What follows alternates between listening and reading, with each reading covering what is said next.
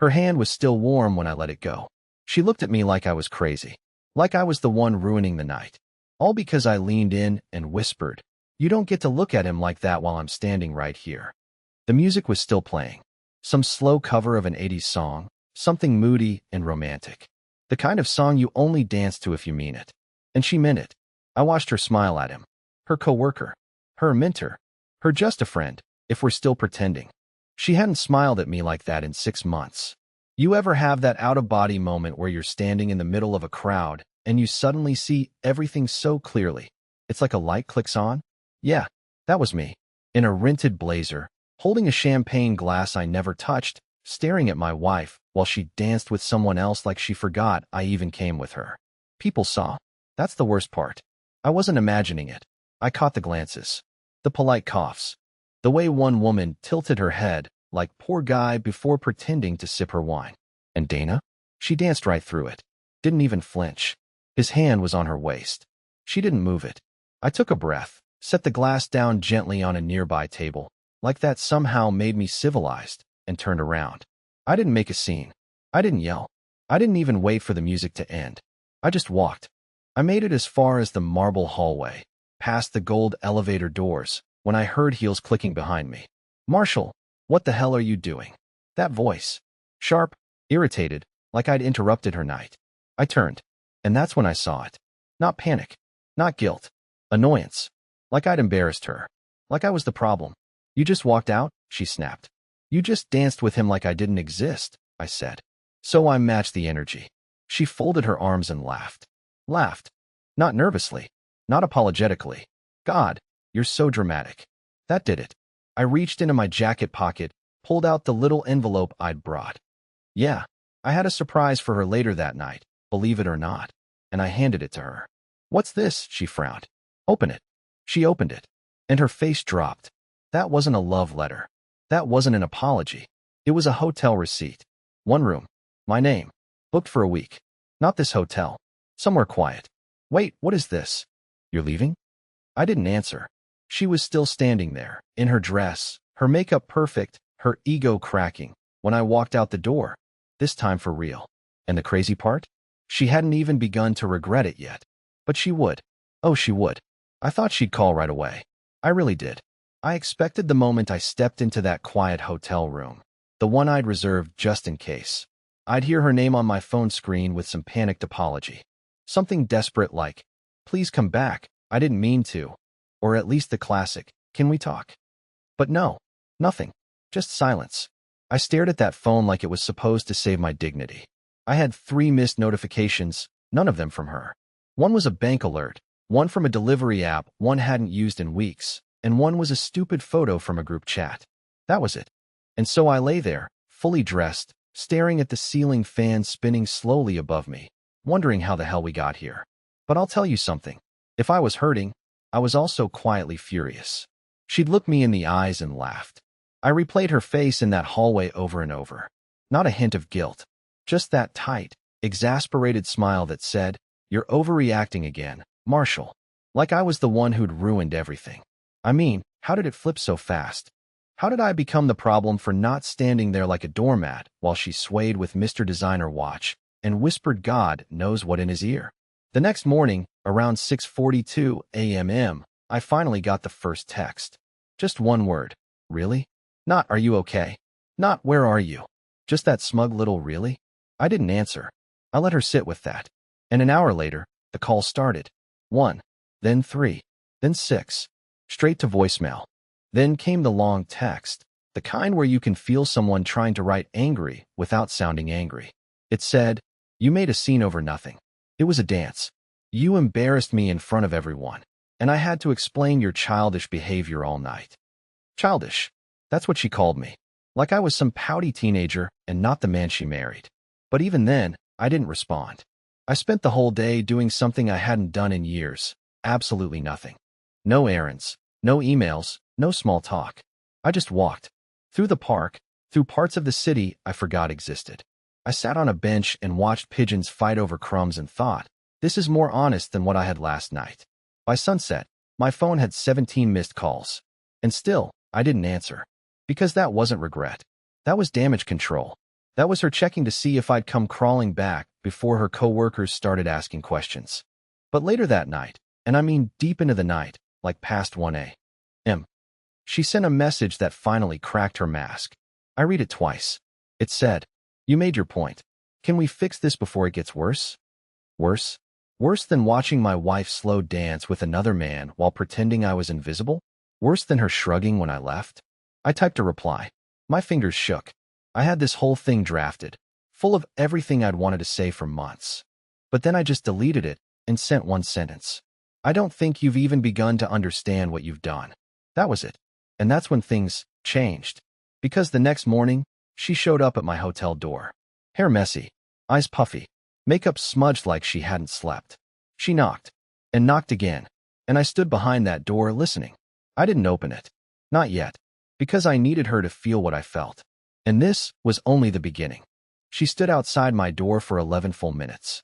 I know because I watched the time on the little digital clock by the TV. I heard every knock, every soft, tentative pause in between. I even heard her whisper my name through the crack, like saying it quietly would make it hurt less. "Marshall, please. Just talk to me." But I didn't open it. I sat on the edge of the bed, my hands clenched so tight my fingers were numb, and I forced myself to stay silent. Because if I opened that door too soon, I knew I'd let her twist this all around again. She was good at that. Too good. Make me feel crazy, make herself the victim, and before I could say how much it hurt watching her in his arms, I'd end up apologizing for making her feel uncomfortable. Not this time. Eventually, she left. I waited until the elevator dinged before I even breathed. And when I peeked through the peephole, just to be sure, all I saw was a single white envelope on the floor. I picked it up like it was radioactive. Inside was a folded piece of stationery, probably stolen from the front desk, on which she'd written 6 shaky words. "You're overreacting. Let's talk tonight." Overreacting. Still, that word clung to me the rest of the day like mold. Overreacting? To what? Public humiliation? Watching my wife smile like a schoolgirl while pressing her body into a man who wasn't me? If anything, I was underreacting. A braver man would have ended it right there on the dance floor, tossed his ring into his half-full champagne glass, and walked out like a movie hero. Me? I packed socks. I booked a quiet room. I cried in the hotel shower. Yeah, I said it. I cried. That night, I didn't go home. I didn't even tell anyone where I was. I ordered food I barely touched, stared out the window at the parking garage, and tried to understand how I became the guy who had to beg his own wife to see him.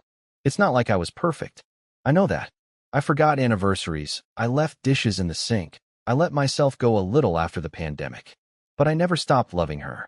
Not once. And now? She was acting like I was some speed bump in her fabulous career life.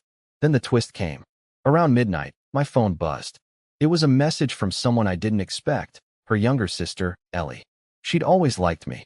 Said I was too soft for this family, but in a kind way. Her message was short. "You need to see this. I'm sorry." Attached was a video. Shaky, grainy, taken from a corner of the gala ballroom. In the clip, Dana was dancing with Garrett. But what wrecked me wasn't the way she moved. It was what she said. At one point, she leaned in and said something near his ear. The music was loud, but Ellie must have enhanced the audio or something because I heard it. "Clear as day," she said. "He won't leave. He never does." He laughed. She didn't look back. And right there, in that awful moment, something broke inside me. Because she was right. Until now, I never did. But that was about to change. The video didn't just haunt me. It rewired something in my chest. I must have played it 20 times, just to be sure I wasn't hearing it wrong. "He won't leave. He never does." The way she said it, so casual, so sure, like I was some obedient dog waiting by the door. No wonder she danced like I didn't matter. No wonder she looked through me when I left. Because in her mind, I was already forgiven. Automatic. Predictable. And maybe, for a long time, I had been. But not anymore. I didn't sleep that night. I couldn't. Around 3 a.m., I started packing my things from the hotel. Not because I was going back home, but because I knew I couldn't stay in limbo. I needed to do something. Something permanent. I stared at my wedding ring for a long time before sliding it off and placing it on the nightstand. Not in anger. Not in some dramatic, "I'm done" way. Just quiet. Heavy. Like a final sigh. Then I left the hotel and drove around the city until sunrise. not knowing exactly where I was going. Just knowing I couldn't go back to the version of me who thought this marriage still had a pulse. Around 7:15 a.m., my phone lit up again. This time it was her best friend, Valerie. I almost didn't pick up, but curiosity got the better of me. When I answered, she sounded like she was already in mid-conversation. Marshall, hey, I know things are messy, but I think you should know. Dana's been downplaying what happened. A lot. My stomach tightened. What do you mean? I asked. She's telling people you got jealous over a harmless dance, that you made a scene, stormed off, and embarrassed her in front of clients. She's laughing it off like it's some dumb misunderstanding. I was stunned. I couldn't even speak. Valerie continued, this time quieter. Look, I'm not picking sides. But the way she acted last night, it wasn't okay. And the worst part? Garrett's married. His wife was there. She saw it too. I felt cold all over. The shame was no longer just mine. People had seen, whispered, judged. And Dana?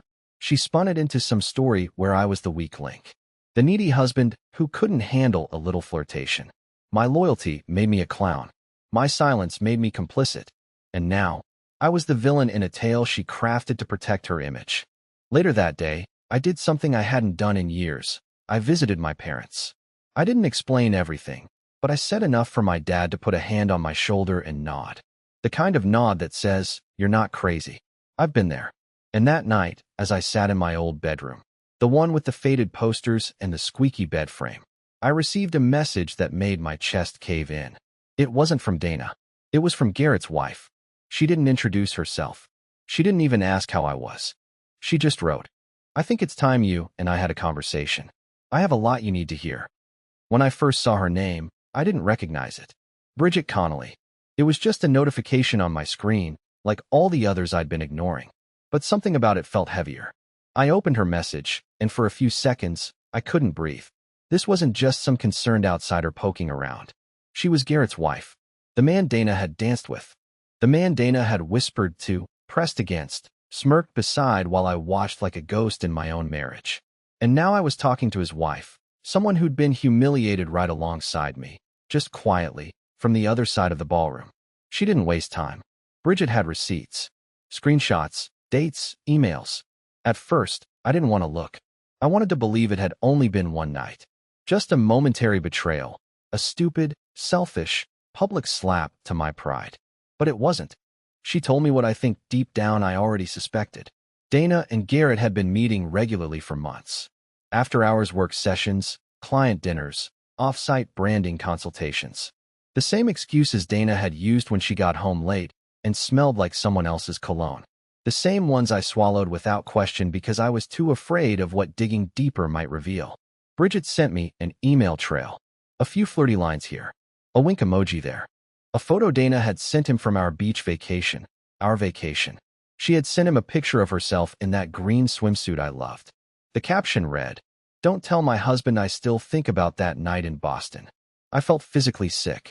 Bridget and I ended up talking on the phone. I never imagined I'd have this kind of conversation with another spouse, especially not like this. Two strangers bound together by the same betrayal. She wasn't angry in the way I expected. She was exhausted. Numb. I thought I was being paranoid, she admitted. I saw the way they looked at each other. But I didn't want to be that jealous wife. So I stayed quiet. Just like you did. We were both quiet. For too long. But not anymore. That night, we made a decision, not out of revenge, but out of sheer survival. I couldn't go back to pretending nothing happened. And neither could she. So we agreed. It was time for everything to come out. She told me she was confronting Garrett in the morning. She said I deserved to hear what Dana said once she knew the truth wasn't a secret anymore. The next morning, I left the house I'd grown up in and drove straight to our apartment. I still had a key. I hadn't told Dana where I was. I hadn't answered her texts, her calls, or the long-winded email she sent me at 3 a.m. titled, "For closure, if you care." But this wasn't about closure. This was about truth. When I walked in, she was sitting on the couch. Hair tied back, hoodie on, mascara smudged like she'd been crying. Or maybe just pretending to.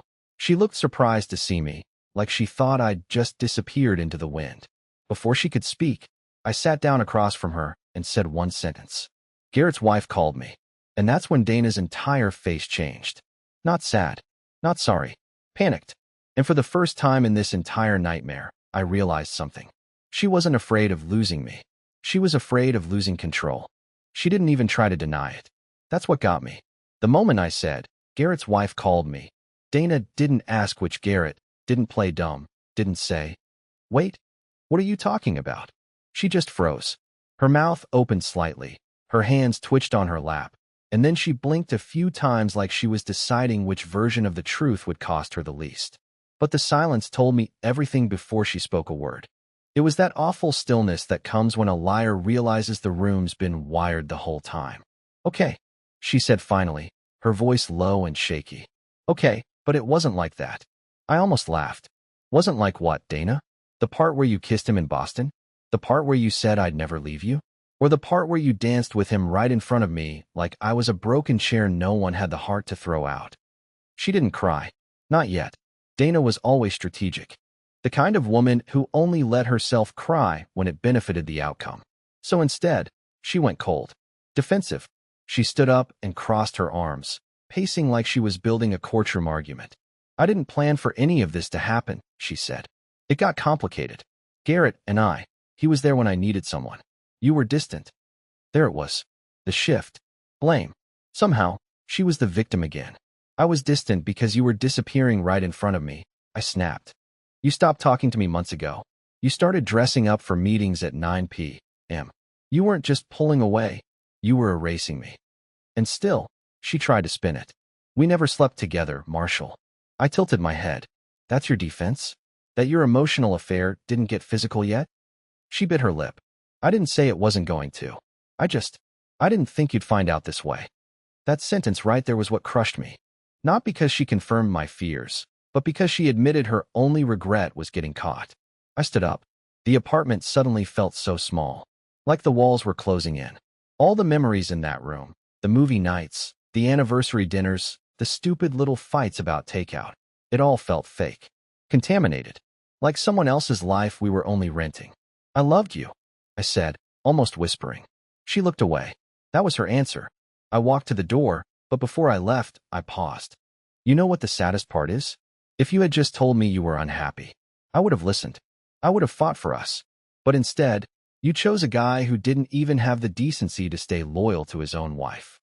That hit her. I saw it. A flicker of shame, or maybe just ego bruised by the reminder that Garrett had someone else, too. She sat down hard on the couch, as if the weight of her choices finally caught up to her bones. But I didn't stick around to comfort her. I left. And this time, there was no hesitation. Because in that moment, I wasn't walking away from my wife. I was walking away from a stranger wearing her face.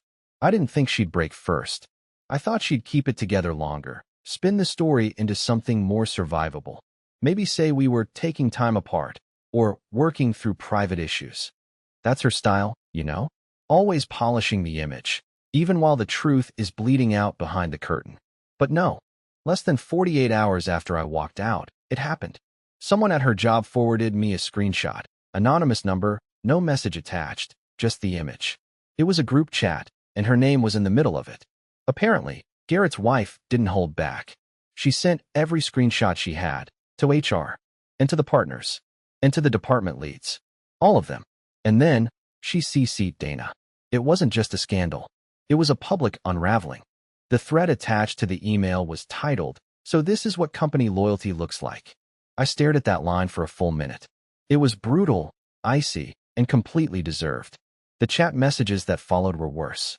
Co-workers reacting in real time. "Wait, isn't Dana married? Wow.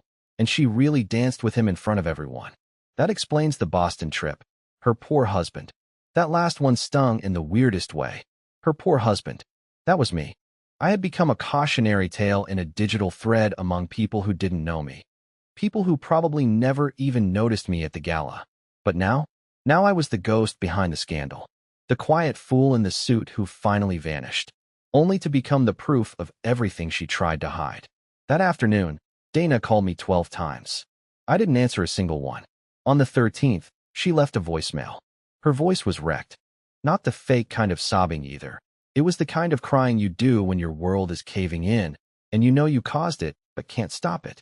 "Please, Marshall, I need you to talk to me. Everyone knows. They're saying things.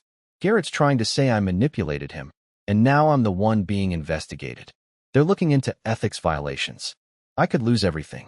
I didn't think it would go this far. I didn't think she'd go nuclear. Please just talk to me. You know I'm not a monster.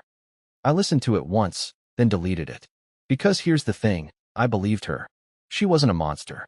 She was just someone who thought consequences were optional. But life doesn't work like that. Not forever. Later that evening, I sent Bridget a thank you text. Simple. Sincere. She didn't respond right away, but I wasn't expecting her to. We were two people caught in a quiet war neither of us started, but we refused to be casualties anymore. And maybe that's what finally gave me peace. And Dana? I heard from Valerie the next day. Word was, she'd taken a leave of absence from work. Garrett was already moving to another firm, quietly, trying to save face. But Dana? She was spiraling. Not because she lost me, but because the version of herself she'd curated, so carefully, so deliberately, had cracked in front of everyone she wanted to impress. And now, she had no idea how to glue it back together. I didn't go to the apartment again. I didn't need to. There was nothing there worth salvaging.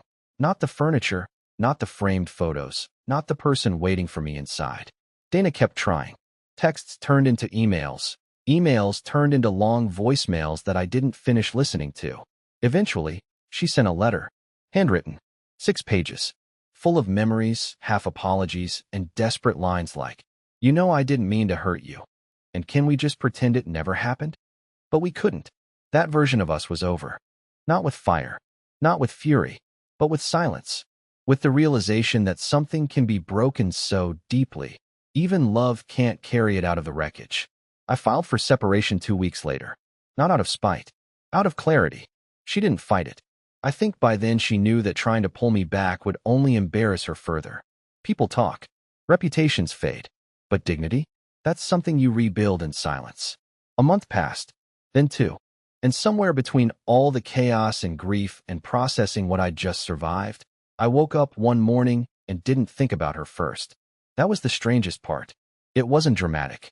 I just made coffee, opened my blinds, and realized her name hadn't crossed my mind. Not until that moment. And when it did, it didn't sting. It just passed. That same afternoon, I ran into someone I used to know from college. Her name was Myra. We were both grabbing takeout, both awkwardly pretending not to notice how tired we looked. We laughed. We talked. Nothing earth-shattering. But it was easy. Real. I told her a little of what I'd been through. She didn't flinch. She just nodded and said, "It's weird how people think love makes them invincible. But the right kind of love? It makes you honest." We started texting, then talking, then walking. And now, we're seeing where it goes. No pressure. No pretending. Just quiet honesty between two people who've both been torn down before and are finally learning how to build without hiding the cracks. As for Dana, I heard she left the company. Moved out of state. Valerie said she's trying to start over, but no one really talks to her anymore. I don't wish her pain. I really don't. I hope she finds whatever truth she kept running from. I hope Garrett's wife finds peace, too. But me? I don't want revenge. I don't want closure. I just want peace. And maybe that's what healing actually looks like. Not standing over the ruins with pride, but walking away from them without needing to look back.